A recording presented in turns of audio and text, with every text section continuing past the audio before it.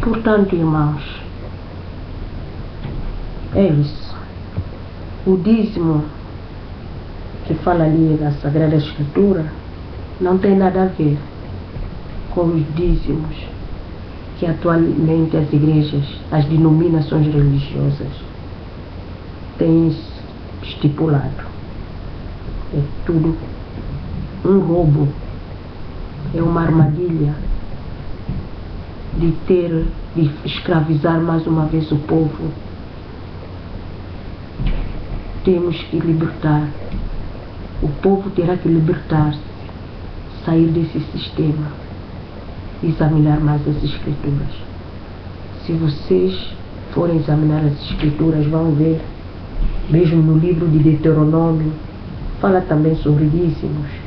O livro de Levíticos, no capítulo 27, do versículo 30 a 33, o livro de Números, no capítulo 18, vão lendo, examinem, do versículo 20 a 32, fala sobre isso, sobre os dízimos. Qual é realmente o que significa o dízimo? O dízimo não é dinheiro. O dízimo que o Criador estipulou àquela altura, as 12 tribos de Iaú, de Jacó, não é o dinheiro, mas sim o produto da terra. Isso sim. Muitos irmãos hoje em dia dizem, mas o livro de Malaquias 3:10 fala sobre o dízimo. Sem dúvida nenhuma, fala sobre o dízimo. Mas, irmãos, nós temos que ter discernimento. Temos que pedir essa sabedoria ao Criador. Temos que aprender a examinar bem as Escrituras. Não vamos aceitar, não vamos nos acomodar, digo eu, só com um versículo que o sistema tenta nos impor. Não. Se ele diz o versículo 3:10 do livro de Malaquias, tudo bem. Lá está, é bíblico. E o que diz o versículo 3:9? Os versículos que vêm anterior, que vêm antes, digo eu, antes do 3:10. E o que vem depois? O Malaquias, ele foi também um profeta do Criador.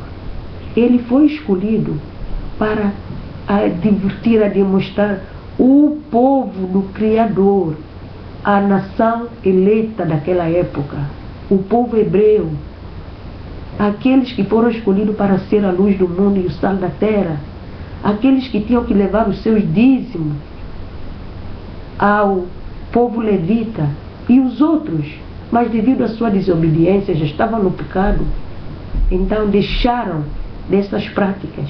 E o Malaquias, aí, se formos ler desde o capítulo 1, temos que ler desde o capítulo 1, vamos entender que ele estava alertando o povo daquilo que iria acontecer com eles se no caso não continuassem a pagar, ou não pagar, desculpa lá, a levar o dízimo para o sacerdote do Criador, que era a tribo de Levi. É isso que o versículo 3:10 diz. Se irmãos forem ler todo, desde o capítulo 1 do Malaquias, o 3:10 do Malaquias, do capítulo 3, digo eu, fala sobre isso, diz. Ali na Bíblia diz. E agora, culpa dos sacerdotes. Estou ler, desculpa lá, eu estou no capítulo 3 porque não dá, que é para eu ler desde o capítulo 1 até o fim. Mas sim, o capítulo 3, a partir do versículo 6, diz assim: é que eu, o Yahweh, o nosso Criador, sou o Senhor, que é o Criador do céu e da terra, e não mudo de opinião. Por isso, vós filhos de Jacó, as 12 tribos de Jacó, não fostes destruídos, desde o dia dos vossos pais, afastaste-vos de meus preceitos e não os observastes. Voltai para mim, e eu tornarei a vós, diz o Criador do Universo. Vós dizeis, como voltaremos nós? Essa profecia também é para nós no dia de hoje. Temos que voltar ao nosso Criador. Temos que invocar o seu nome. Temos que ser obedientes à sua palavra, às suas mensagens. Porque nós também continuamos desobedientes, fazendo coisas que não são permitidas, que não são aceitas a Ele. Diz assim, porventura pode algum humano enganar ao Criador?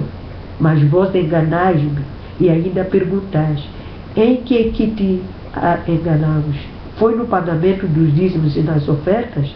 A maldição espera-vos, mas vós, a nação inteira. Estão a ver aqui, irmãos? É nação inteira.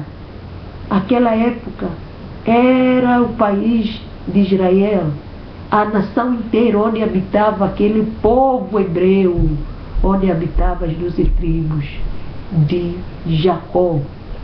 Aquela nação inteira. O dízimo não é nada individual, como tem sido o dia de hoje. Cada um leva o 10% do seu ordenado. Não, naquela época foi estipulada a nação inteira. Ali diz, está ali a comprovar o versículo 9. A maldição espera-vos, mas vós a nação inteira. A nação inteira.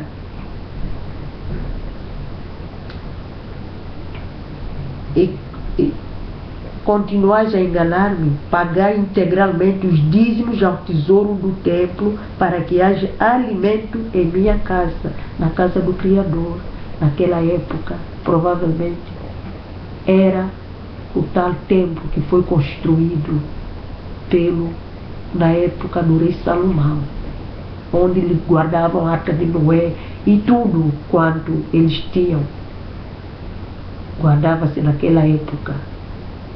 Aquele templo foi construído com essa missão, para guardar somente a arca de Noé, digo eu não a arca de Noé, para guardar a arca da aliança, a arca do Criador, da aliança onde tinham a tábua dos 10 mandamentos.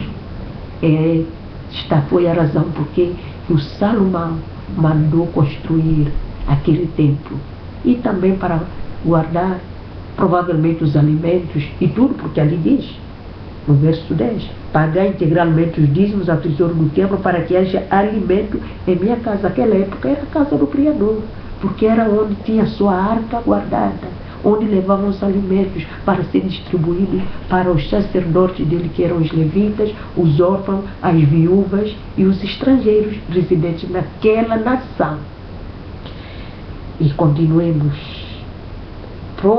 Ponde-me à prova, diz o Criador do Universo, e vereis, se não vos abro os reservatórios do céu, e não espalho em vosso favor a bênção e a abundância.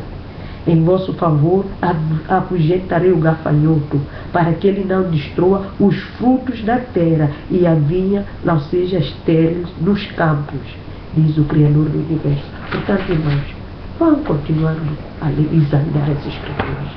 Uns dizem, mas no Novo Testamento também pagaram dízimos. Pagaram, sim. No livro de Mateus 23, também fala do dízimo. Mas, irmãos, tem que ler o capítulo todo, quando Yahushua, o tal Jesus, censurou os escribas e os fariseus. Ele ali diz no 23, ai de vós escribas e fariseus hipócritas, pois que dizimais a hortelã, o endro e o cominho, desprezais o mais importante da lei, o juízo, a misericórdia e a fé. Deveis, porém, fazer estas coisas e não omitir aquelas. Portanto, naquela época, esses fariseus e saduceus, os escribas, como as escrituras os descrevem, eles realmente levavam dízimo. Mas era dízimo de que era dinheiro? Não era dinheiro. Ali diz, está claramente escrito, hortelã, cominho. Era isso que eles levavam como dízimo. Mas mesmo assim não era aceite. Já não era aceite. Porque o que tinham para fazer já não faziam. Que ali diz que era amar, era a misericórdia e a fé. Uns pastores trazem uns versículos singular e dizem, mas ali diz que é para dar o sacerdote aquele que prega o evangelho do Yahushua. Será que eles estão a pregar o evangelho de Yahushua? Não estão. O Paulo, que foi um romano descendente dos hebreus, que foi escolhido como vaso de honra para levar a palavra do Criador, o evangelho do Criador, que hoje chegou a nós, ele sofreu muitas represálias, mas ele nunca pediu dízimos. Nunca. Tudo quanto ele fez pela misericórdia para com os outros, pela obediência ao nosso Criador. Não como têm sido esses falsos profetas do dia 2.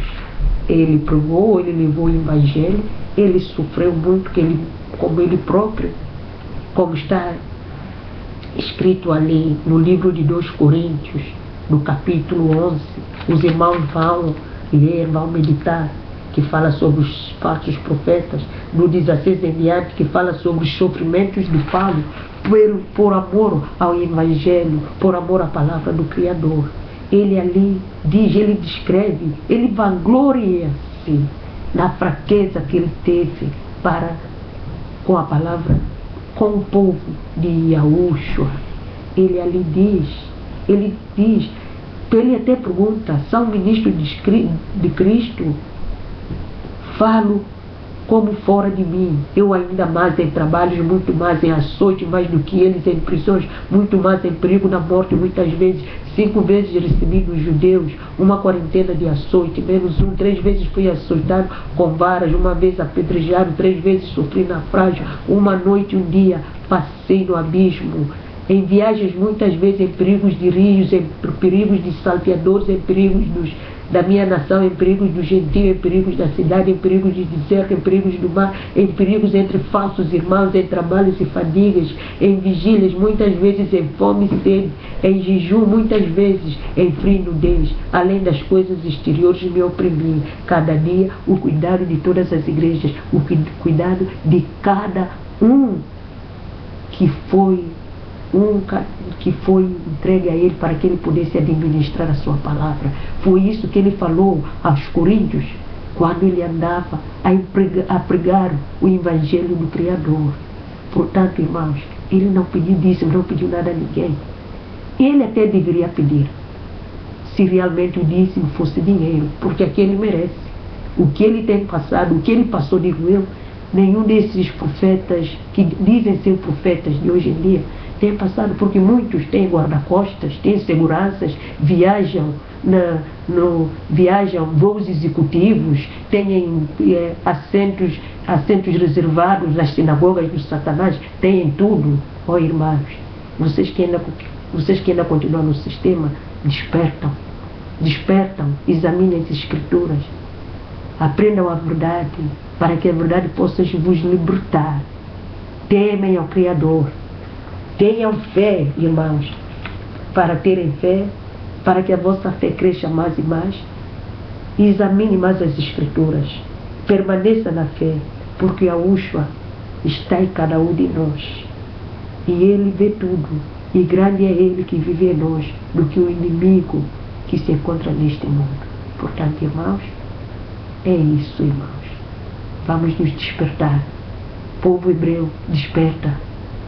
Somos nação eleita, fomos eleitos com propósito, portanto desperta, que a paz de Yahushua possa estar com cada um de nós.